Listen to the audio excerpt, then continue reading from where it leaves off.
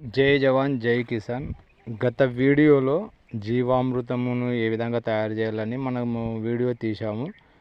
Same అదే విధంగా మనం మళ్ళీ జీవామృతాన్ని అంటే ఇంకో పద్ధతిగా అంటే ఏ విధంగా అంటే ఇక్కడ చూడండి, డీకంపోజర్ అంటాం కదా. మనము ఇక్కడ ఏంటంటే నేను గత వీడియోలో పెట్టాను ఆకులు, అన్ని రకాల ఆకులు, జామ కానీ, వేపాకు, కాన్గాకు, తర్వాత వరిగడ్డి, ఇట్లా ప్రతిదీ మనము గత వీడియోలో పెట్టి చూపించాము.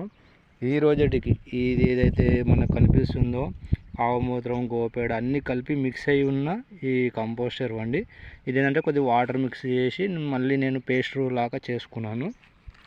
సేమ్ మనం గత వీడియోలో చూపించినట్లు జీవామృతం ఏ విధంగా అయితే తయారు చేసామో అక్కడ ఏంటంటే గోమూత్రము 10 లీటర్లు తీసుకున్నాము. ఇక్కడ ఏంటంటే కేవలము 1 లీటర్ మాత్రమే తీసుకుంటున్నాను. ఇక సేమ్ అదే విధంగా శనగపిండి 2 కిలోలు, బెల్లము 2 కిలోలు, మనకు దోసెడు మట్టి ఏదైనా పర్వాలేదండి, పుట్టమన్ను కానీ ఇంకా ఇతర ఏదైనా సరే పర్వాలేదు.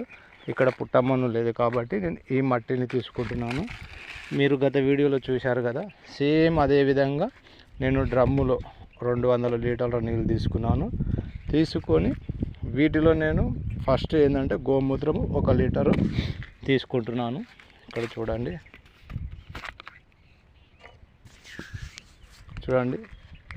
ఇక్కడ 1 లీటర్ మాత్రమే గోమూత్రం వేసుకున్న తర్వాత కొద్దిగా ఈ వాటర్ని ఇలా కలుపుదామండి. ఎందుకంటే మనకు గోమూత్రం అనేది కంప్లీట్గా వాటర్లో మిక్స్ అవుతుంది.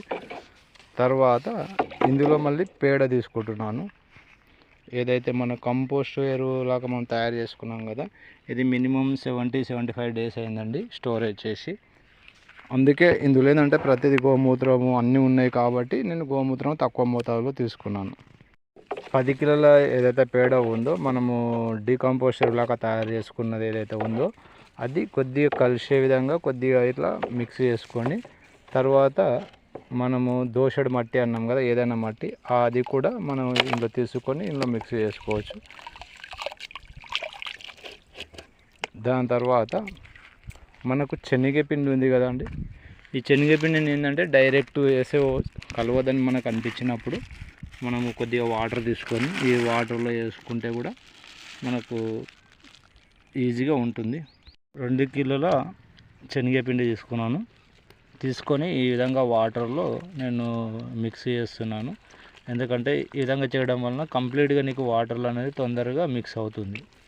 అంటే డైరెక్ట్ ఆ విధంగా చేస్తే కూడా మిక్స్ అవుతుంది, కాకపోతే మనకు జర తొందరగా అయితే మనకు 3 డేస్ 4 డేస్లో మనకు జీవామృతం రెడీ అవుతుంది.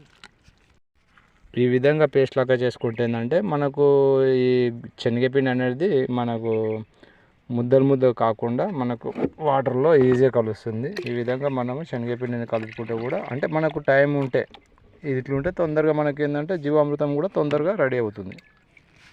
బెల్లంని చిన్న ముక్కలు చేసుకొని ఇందులో కలుపుకుంటే చాలు, మనకు ఆటోమేటిక్ అనేది బెల్లం అనేది కరిగిపోతుంది.